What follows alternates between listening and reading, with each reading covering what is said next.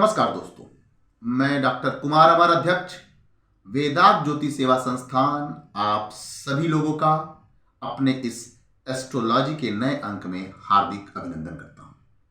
प्रिय मित्रों, आज मैं ज्योतिष के जिस जीवंत विषय को लेकर आपके समक्ष उपस्थित हुआ हूं, उसका ज्योतिष और आम जीवन में बहुत ही महत्वपूर्ण स्थान दिया गया है। आज मैं जिस ज्योतिष के जिस विषय पे चर्चा करूंगा वो है कन्या का विवाह। बहुत बार ऐसा देखने में आया है कि जब कोई जातक अपनी कन्या का विवाह करते हैं तो सुयोग्य वर खोजने में बहुत सारी दिक्कतें होती हैं।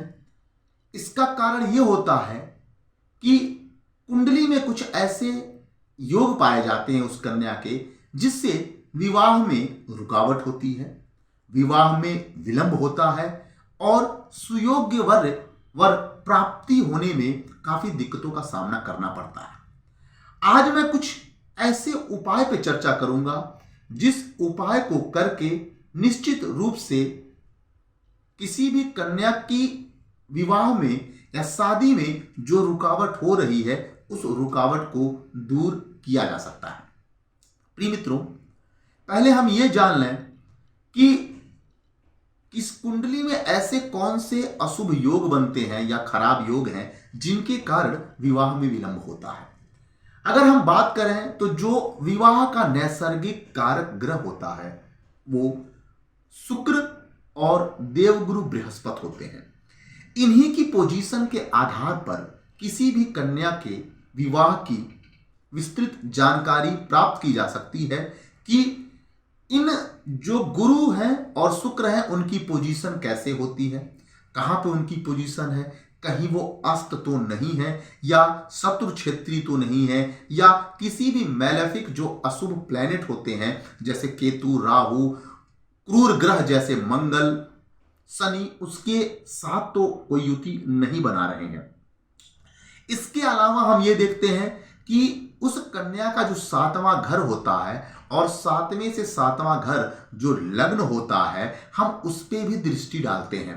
क्या लग्न का जो कारक ग्रह होता है वो कहीं 6, 8, 12 में तो नहीं, कंबस्ट पोजीशन में तो नहीं है, शत्रु क्षेत्री नहीं है। इसी प्रकार जो 7वें हाउस का लॉर्ड होता है उसमें भी हम देखते हैं कि क्या उसकी डिग्री कम तो नहीं है या वो कम बस तो नहीं है, मैलेफिक ग्रहों के साथ तो नहीं है या उस पे किसी छाया ग्रह की दृष्टि तो नहीं है। अगर कन्या की कुंडली में इस प्रकार के अशुभ योग पाए जाएं तो निश्चित रूप से उस कन्या के विवाह में दिक्कतों का सामना करना पड़ेगा। कन्या को सुयोग्य वर प्राप्ति में दिक्कत होगी और आने वाला जो समय होगा यदि विवाह हो जाता है तो उस विवाह में रुकावट या परेशानियां, जो शादीशुदा जिंदगी होती है, जो मैरिटल लाइफ होती है, उसमें रुकावटें देखने को मिलती हैं और ये रुकावट आते आते डिवोर्स तक पहुंच जाती है। तो हम अगर किसी कन्या का विवाह नहीं हो रहा है तो मैं कुछ छोटे उपाय बता रहा हूं, उन छोटे उपाय को करके निश्चित रूप से उस कन्या के विवाह में जो रुकावट हो रही है उससे वो आसानी से विवाह की तरफ अग्रसर हो सकती है। आइए मैं पहले उपाय की बात करूं। उस कन्या को जिसका की विवाह में रुकावट हो रही है, बृहस्पतिवार को विष्णु भगवान को 2 बेसन के लड्डू का भोग लगाए और भोग लगाने के बाद उस लड्डू को, बेसन के जो लड्डू है उस लड्डू को खुद वो कन्या खाए तो निश्चित रूप से ऐसा करने से उसके विवाह में हो रही रुकावट दूर हो सकती है। गुरुवार को व्रत रखे, गुरुवार को वो कन्या फास्ट रखे और तुलसी की माला से 1 माला रोज ओम ग्राम ग्रीम ग्रौं सह गुरुवे नमः का नित्य रूप से जाप करें। तीसरा उपाय, कन्या पीले कपड़े में हल्दी का गांठ और गुड़ लेकर उसको बांधकर अपने सिरहाने जहां वो सोती है वहां 21 दिनों तक उस पोटली को रखने से भी विवाह में हो रही रुकावट दूर हो सकती है।